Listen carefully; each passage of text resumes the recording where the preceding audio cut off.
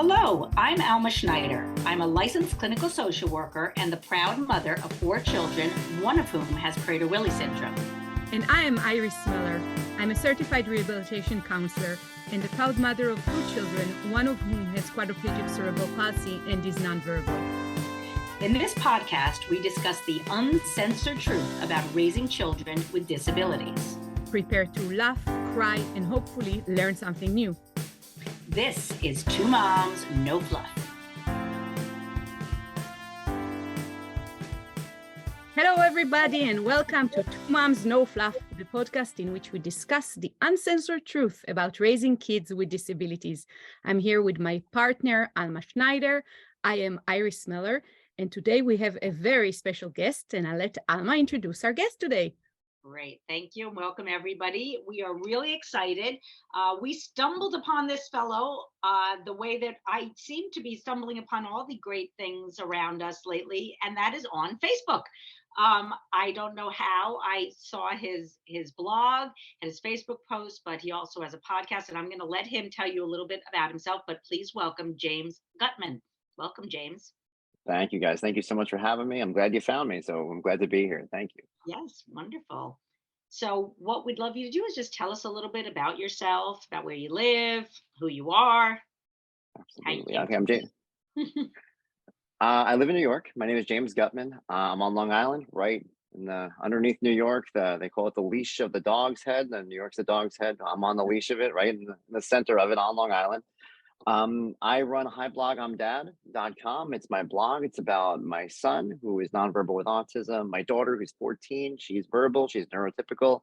I try to talk about mental health. I try to talk about parenting. I try to talk about, topics that resonate with me.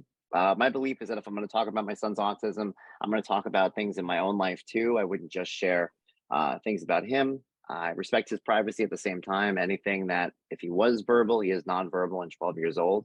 But anything that if he was verbal and didn't want me to talk about, I try not to talk about. So we keep everything on a good level. But I also like to preach positivity as it relates to autism.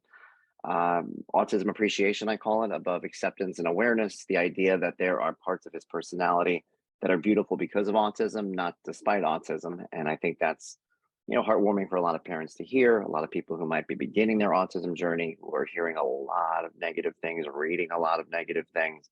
My life is significantly better because my son is in it, and I just want the world to know about it. So that's been my goal and what I've been doing for the last 6 years now. Been writing for 20, and it was a big switch, but I haven't regretted it ever since. Yeah, I really appreciate your writing, A, because you're a very good writer, and B, because the dad's perspective is something that we don't see too much of or about, and it's so nice and refreshing to read your kind of accounts, and also just to see kind of a male perspective on this journey in such an open and kind of straightforward way. So I really appreciate, James, what you write and how you write. And also the podcast is also terrific. So really recommending it to others. I wanted to ask you if you don't mind introducing your son in a little bit more details, telling us a little bit about how his disability is affecting him and your family as a whole. Well, yeah, my son is, I appreciate you saying that first and foremost. I also do the podcast, as you said. It's highpodomdad.com. It's on all the streaming services, wherever you find podcasts. My son is 12. He is nonverbal. He has what I've heard, I don't know what people term it as. I've heard severe autism, different things. Essentially, my son is lacking in many life skills that he's learning as he goes. And it's up to us to teach him. It's up to us to find the services for him. He is more likely than not going to require care for the rest of his life. So chronically taking care of some of the issues that he has is going to require for us to find schooling after schooling. So it's not going to end when he's 18. It's not going to end at 21. And that's something that for me requires kind of a change in the parenting style that I think a lot of us are used to. I have a daughter, she's 14. So I'm used to telling great things about my daughter and almost overselling her. We all do that. Your kid plays Little League, but your kid doesn't just play Little League. Your kid is the best in Little League. Your kid is the best in school. But when it comes to getting your son services, when they have autism or disabilities or special needs, you have to almost undersell your kids. And I've been at these meetings trying to tell people, oh yeah, he doesn't really do that. It can cut you a little bit. And I know that for me, having to do that with him has been tough. But at the same time, I try to remember the good things about him. And that's who he is. My son is the most pure person I've ever met. He hugs you because he wants to hug you, not because he wants a favor from you. My son is he's not nefarious. He's not duplicitous. He doesn't lie. He doesn't try to get around you. I mean, he does try to sneak food here and there and little cutesy things, but he's a good person. And I try to tell people a lot. More people in the world should be like my son, as opposed to my son trying to be like more people in the world. I think it would make for a better world, less wars, less. So that's who he is. He's sweet, and I think that writing a blog like mine is important because prior to that, when he was little and he was getting diagnosed and we weren't sure if it was autism, we weren't sure what it was, we were afraid to say it out loud, you tend to hide them a little bit because you don't want people to ask those questions because you don't have an answer for them. What am I going to say to you? Yeah. And now that we're more aware of what he's dealing with and what he's going to be experiencing, I love being able to share him with everybody. I want everyone to know who he is because I try to explain that I think most people are only aware of autism or his kind of autism when it's at its worst moments. They'll see us if he's having a meltdown and they'll walk by in a supermarket and they see it and they go, oh, that must be so tough. And that's the only exposure they have to autism. So I want to expose them to the good parts that maybe they walk right by in the supermarket and they don't notice. There's a lot of good to him. And that's why I'm appreciative of, shows like this and opportunities like this to get to share him with the world. I love that. It's so true. And just about the underselling, it's very painful to have to it's painful yet somewhat refreshing to be able to just let it all hang loose. All the things that have been a challenge and just be completely truthful and open about it. But you have to do that to get those services. And you're absolutely right. It's very different from typical parenting where you're bragging about all the great things about your kid. So I love that that you put that into words because it's really true. When he I'm was, wondering. I'm Sorry. sorry. I was gonna say when he was 5. The first time that I noticed that he was 5, he was getting his first services, and they asked me if he spoke, and we were with his care coordinator and the woman setting up his services, and they said, Mhm. "Does he say any words?" And the care coordinator said, "No, he doesn't." And I said, "Yes, he does." And they went, I go, "He says hi," and they all stopped. And she's like, I've never heard him say anything. And I'm like, "Well, no, he's like, huh, like he was like." I started doing that, and she put her hand on my shoulder, and she goes, "I know what you're doing. That's There's a yeah, place for that. This isn't the yeah. place for that. You have to get the best services for them, and it's important for your kid, but sometimes it can be a little painful. So I appreciate that you recognize that as well. Oh yeah, absolutely. We're wondering because you said your son is 12, but you started writing about him about 6 years ago. What was the impetus to start the blog and the podcast? Because you Well, waited here's a little that. while, it sounds like. I did. I Hmm. did. I had been writing since 2002, and I began writing, and this is the weird transition. I started writing about professional wrestling in 2002. Oh.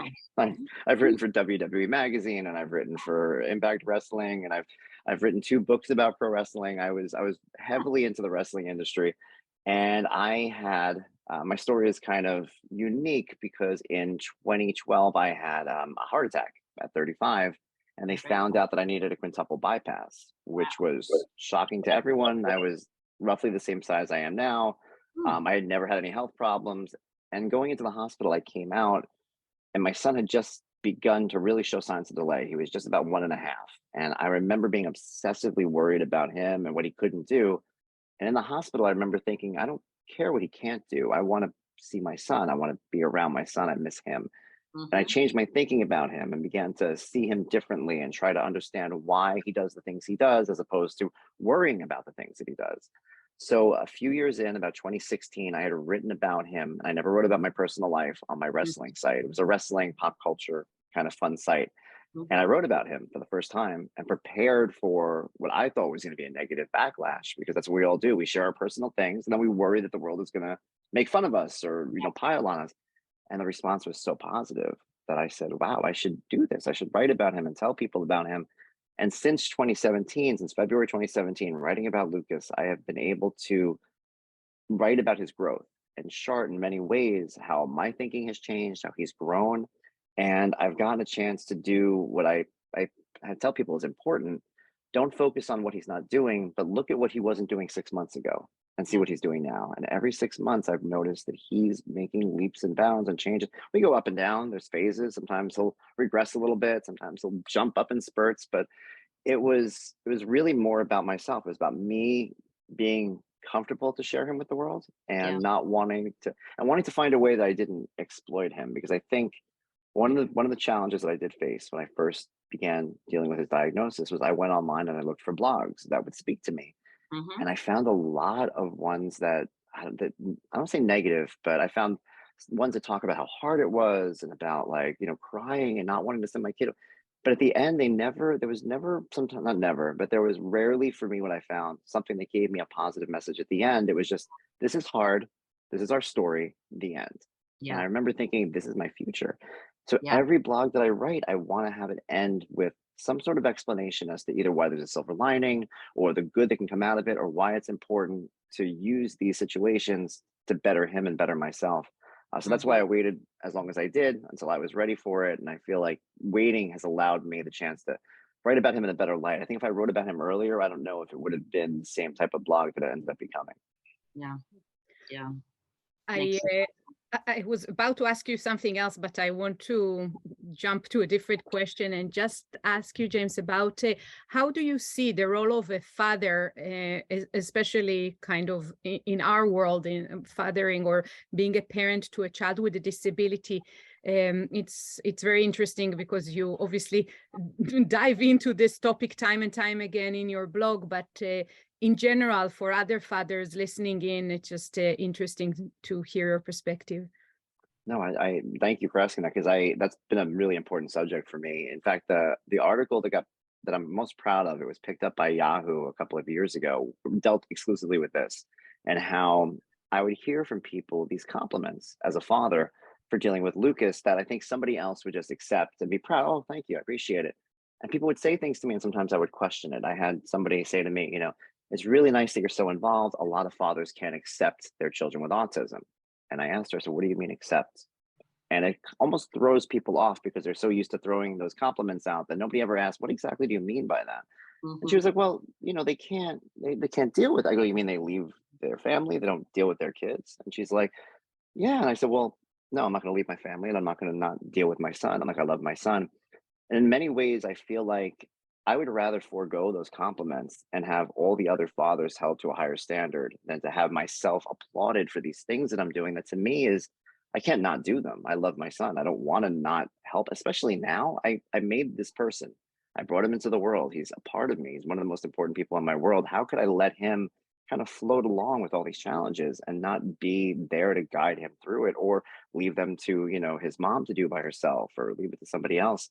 It's my responsibility. I made this child, and that's why I feel like a lot of fathers out there, and it's not even exclusive just to children with autism. I think with any child you make. My daughter's 14. She's a girl. I'm a girl dad, as they say. I learned what I can to help her life as well, because it's my responsibility. I made these kids. I brought them there. So I want to be. I don't want to be the exception. I want to be the rule. I want more people to treat their children the way I do as fathers. Yeah. And what that woman said to you, I wouldn't necessarily say that in my experience I've seen so many dads leave the family, but more that the mother or the other partner is taking on so much more of the emotional work and the practical work. And it's I've been running a group for many, many years of parents of kids with disabilities, and it comes up quite a bit that the dads want to be there, but there is a lot of shame. There is a lot of embarrassment and just feelings of grief that seem to last longer than the moms a lot of the time, because they're the ones, they sort of get through all of that earlier in a lot of cases because they're so involved. And when the men aren't as involved, it seems, I've just heard countless stories of that they're just not doing things with their kids. It's just the loss piece, the loss of what could have been just really persists. Um, so I think, it's just interesting to hear you say that that should be the standard. And it's sort of like a feeling of survivor guilt to hear a compliment, because, yeah, I'm not doing anything that special. It's sort of when people say, um, I can't believe what you're doing. I could never do that. It's sort of a compliment, but it's like othering. It's making us feel different. It's like you would do exactly what I'm doing if you were in my boat. I'm no different than you. We're all human beings. So it's sort of like a weird kind of compliment. I like how you put that too, because you can actually you can leave your family while still staying there, and I think emotionally you can go somewhere else. You could check out, and I think that that's one of those things. And it's almost unfair to your partner to put everything on them and to make them kind of do everything. And I like the way you put it like that, because it is. I've seen people where both parents are there, but there's families where I've only met one of them, and I Yeah. only know the mother, and I only know, so I think that it's important to just hold your weight, hold up, what you have to do for your kids. But I know I agree with what you said. I think you don't have to necessarily leave to leave. Like you can be gone without leaving. Exactly. So you sort of answered the other question that we had about how society views, the roles of dad. But I'm wondering how you have been affected personally. You've touched on this a little bit, but how have you been affected personally by your son's diagnosis or Um, lifestyle? it was tough when I first began prior to the surgery. I always talk about it, how I couldn't think of anything else. That's whenever I tell a story for, like, kind of punctuate things sometimes to get like that emotional punch when you're telling a story. And I Yeah. always say every day, all I could think about was my son's, struggles until December 13th, 2012, when I didn't, because I had a heart attack. And then Yeah. people always go, oh, and they kind of gasp at it. And it really did. It stuck in my head. And it was such a complicated emotion, because I felt bad for him, and I felt responsible, and I felt guilty. And then I felt guilty about the fact that I felt guilty because I felt like I was looking at him differently. And there's so many things you get wrapped up in. Hmm. As he's gotten older, I've had moments where I feel bad for him. I think about what we talked about before we started, that I had written recently about giving him all the food that he asked for. And Hmm. in that blog, I talk about how there was that feeling of this poor boy. He's gonna have such a hard life. I have to give him whatever he wants. So you Hmm. deal with that as well. I think there's a sense of responsibility. You mentioned shame before. It's not shame in the sense of like I did something wrong or I'm ashamed of my son, but almost with the shame of like, did I do something that made this happen? We go deep and we try to figure out our roles in everything. We can have anything in our lives. Forget autism or your children. Anything that happens in your life that you're not even an active participant in, you find a way sometimes to blame yourself for. And I think that affects people. That could influence a lot of fathers coming in and out. Me personally, I don't know. I try to place my kids above myself. I see my kids as my legacy. They're my masterpieces. They're what I'm going to send into the world. When I'm gone, they're going to be the ones that people go, hopefully this is James Guttman's children and look what they've done. So I want him to be the best he can be. He might not be a doctor or the president of the United States, but I want him to be a good person. And I want people to say he's a good boy. So when people come to me and they say, he's so sweet, he's so nice, he's so loving, to me, that's the same kind of compliment that somebody else of a 12-year-old might hear of, like, your child is so good at math, your child's so good at whatever. I find the things that I want him to be, and I try to help him become those things. So that's kind of how that's affected me. Great. But you've seen The Good Doctor, haven't you? He could be a doctor. Okay. But isn't that's always the positive ending to every autism story, is they always do something amazing in our world. That's what makes them amazing. If they do something in their own world, yeah, but in the end, hey, look, he can play guitar. Look at that. All right, now he's fine. And I'd much that rather always hear that bothered my kids are kind than really good at math. I'd much rather hear that for all of my kids, typical and not. So, right, counting toothpicks and all that. Yeah, like I'd rather he doesn't have to. I always say he doesn't have to do anything in your world to be a great person. In some cases, I'd rather people try to get into his world and see like what kind of person he is. But yeah, you're right. You're right. Yeah, I think in typical kind of society and the way that we upbring our children, the general kind of goal-oriented education system and sports and athletics and all that, we stop maybe to count how many kids or how many kids are being hurt by our kids as they try to achieve their own goals. And if there's something to be said about our children with disabilities, is that the majority of the time, these people do not hurt anyone in their way to achieve whatever is the best version of themselves. And I think at least we have that to be proud of, because they are like, I would say, I don't know, encompassing the good in this world, and people tend to underappreciate it. I think we were talking earlier about the Dalai Lama, and there is a quote from the Dalai Lama about that the world does not need more achievers, it needs more kind-hearted people. So our kids are definitely those that have disabilities and those that are siblings to our kids with disabilities are really the ones with the kind hearts, and I'm proud of that very much. I wanted to ask you, James, about your books. I know you just mentioned 2 about wrestling, and I know that you have one that is more in our neighborhood, so I'll let you talk about that some more. My third book is actually, it's in your neighborhood. It's not specifically about autism. My third book was actually called the Expectant Fathers Activity Book. It was a book for the fathers of, children on the way. It's kind of a book that you give to somebody who's expecting a baby. We have activities in it. There was crossword puzzles and different things, but at the same time, it teaches them about specifics of parenting, specifics of pregnancy, understanding what their partner is going through as they prepare, to have the baby. And then at the end, kind of a little bit about parenting, what to do when the baby comes out. Kind of a fun book, something to read. I think a lot of times when it comes to fathers, the books that they get are pretty much about how to save money. And that's it. It's all like, we have our role, the woman has their role. This is a book that helps men understand what their, partners are going through, or the person who's bringing the child into the world, which is important because for 9 months, that's their whole world. And if you're just, can I get you something? Like, what does that do? It doesn't really help anybody, but this allows them to know, okay, my wife, my girlfriend, whoever is at 3 months in the pregnancy, this is what she's going through. This is what she's experiencing. And I try to teach them that in a way that's humorous and not too clinical, because I think sometimes, I don't want to say men, but in general, I think people just get turned off when things are too clinical, especially in a time of high stress. So this is fun. It's silly. I try to fit comedy things into it. I did really well. I was really proud of it. It's called the Expectant Fathers Activity Book. Came out in 2020, so it was a big deal for us. That's great. Wow. Thank you. It's like the boyfriend's guide to pregnancy, and like the girlfriend's guide to pregnancy. You could do your own series like she does. Wow, that's pretty great. Yeah, because you're absolutely right. I can't think of a single book that I've ever come across that talks about, being in it, in that way. There's so much for women. Wow. Okay. Good to know.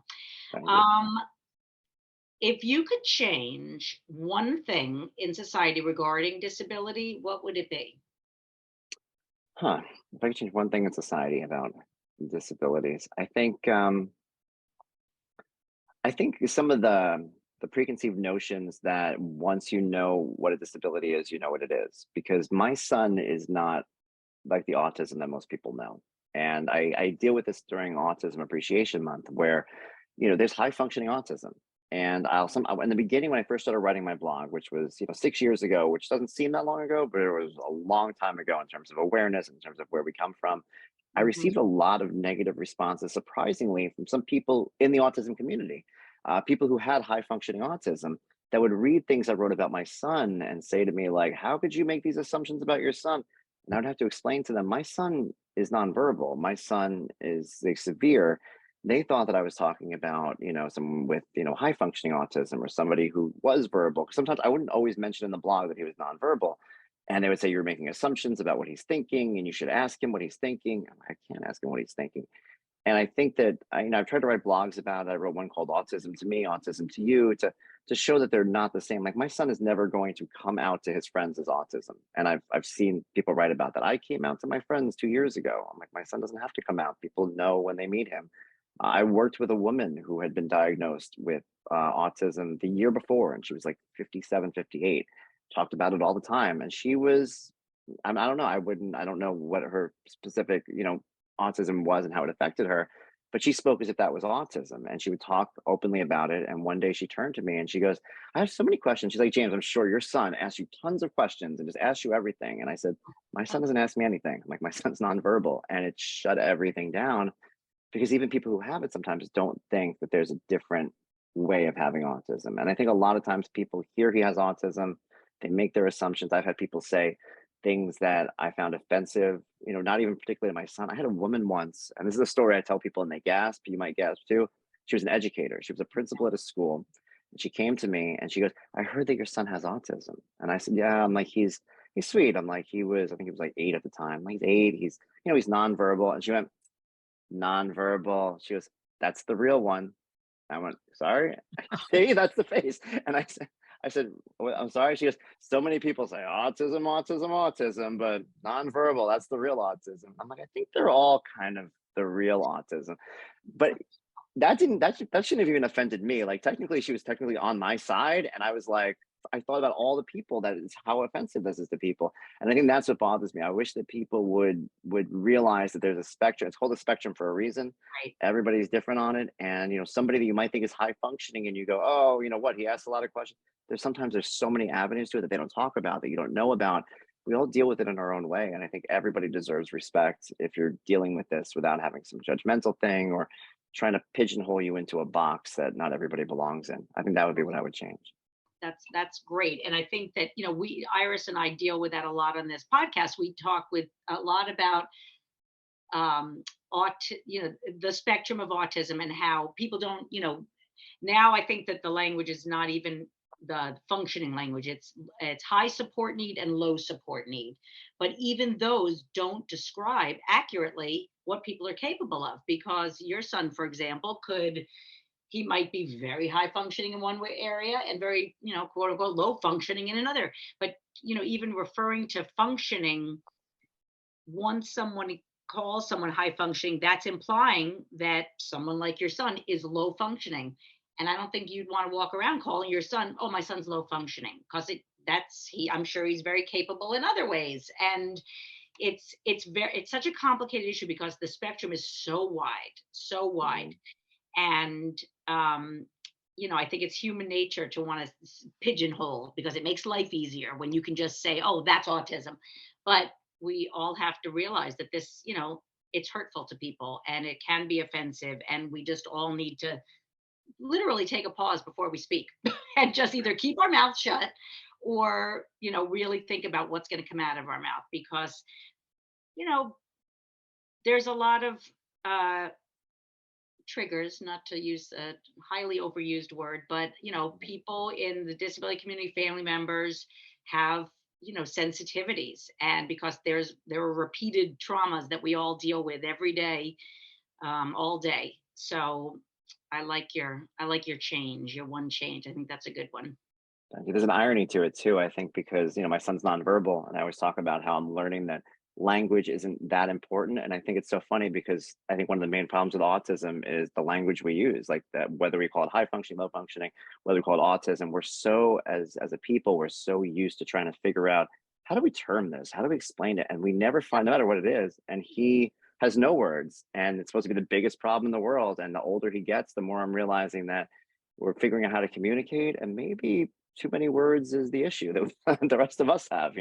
Exactly. That's profound. That is profound. That's true. That's very true. We have too many words. We do. The world should be more like him. That's what I'm saying. James, I have another question for you. I am wondering, and that kind of connects to your book about preparing fathers to the birth of their child. I wanted to ask you if you have an advice specifically for parents that are just beginning this journey, that just received a new diagnosis, whether it's an autism diagnosis or any other disability. From your years of experience in this kind of space, what would you advise them? No, I'm glad that you asked that, because that was the reason I began the blog, and that's something that I still try to focus on when I write these.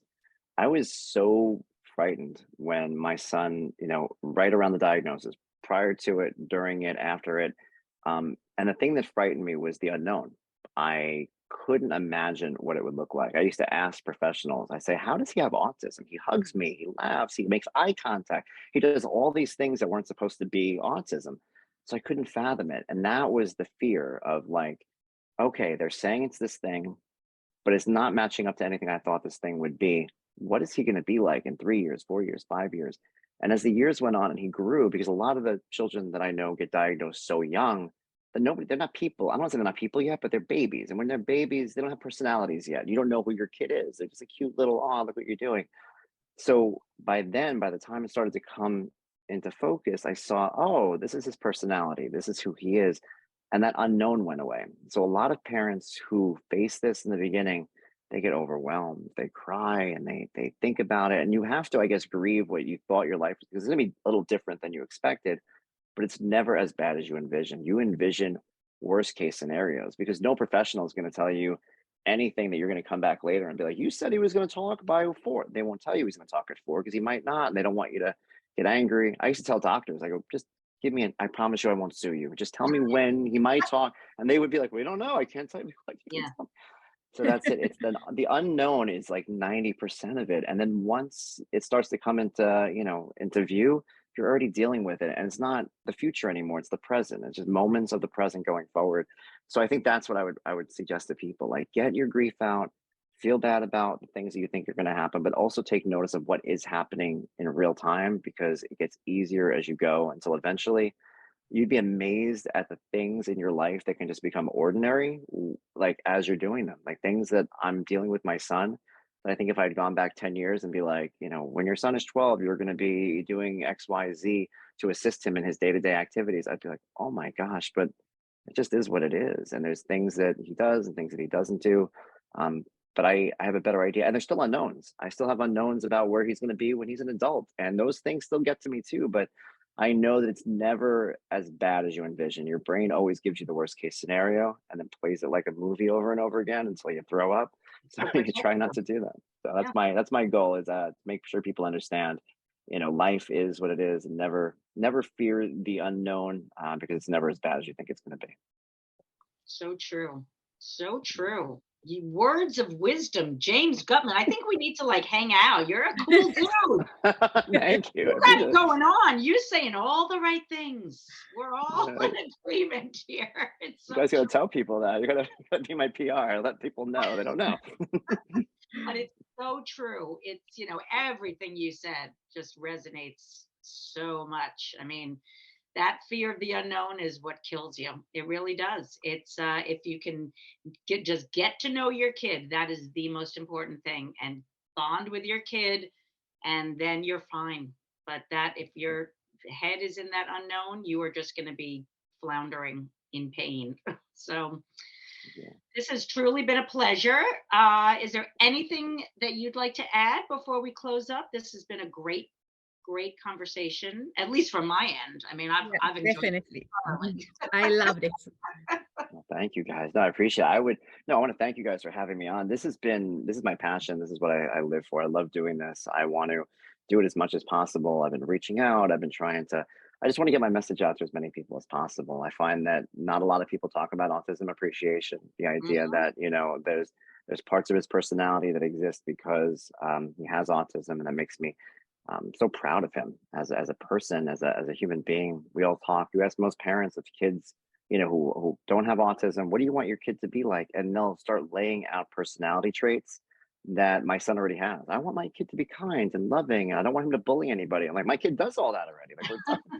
So I want people to know that. I appreciate, support on the blog, highblogondad.com. It's been going on for years, twice a week. I've never missed a Monday and a Wednesday, just because it's what I live for. I love being able to get the message. I love being able to share my kids with the world. They mean the world to me. So thank you guys for the opportunity. And I hope everybody gets to check it out. And, if I could do anything to help anyone, I've done my part here on earth. I feel good. Thank you for that. Thank you so much. And everyone, thank you for tuning in. Iris, anything you want to add before we close it out? Yes, I think if anyone has questions for James or for us following up on this conversation, and especially about the role of the father in this journey, we would be very happy to answer and connect. And James, thank you again so very much for your time and what you do. This is really important. Very important. Very important. Guys. Thank you. All right. Thanks so much. And we'll see you next time. For more information, please go to www.twomomsnofluff.com. Thank you. If you like this podcast, please subscribe and give it a 5-star rating so more people can hear it. Thank you.